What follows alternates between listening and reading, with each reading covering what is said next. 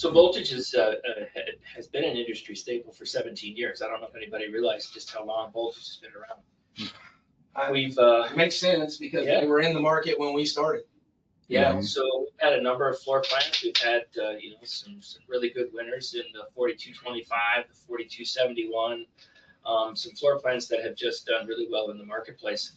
I think within the last 2 years, particularly post-COVID, what we found was the toy hauler market was rather challenging. Sure. The price of toy haulers had gotten to be a bit prohibitive.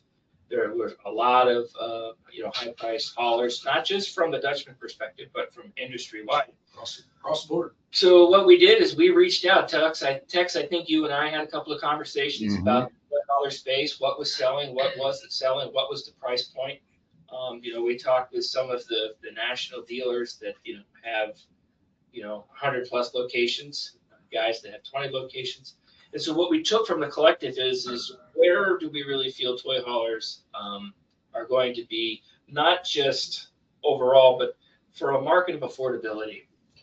And what we found and where we've kind of taken voltage is to, be in that sub $100,000 retail price point. With that, what we wanted to include were a lot of value, because that's basically Dutchman's roots, having value in their product. So we wanted it to be feature rich. We wanted it to be at a price to the dealer where you guys could make money, where we could make money, but more importantly, the retail customer would feel like they're getting a quality product at a price that they can afford.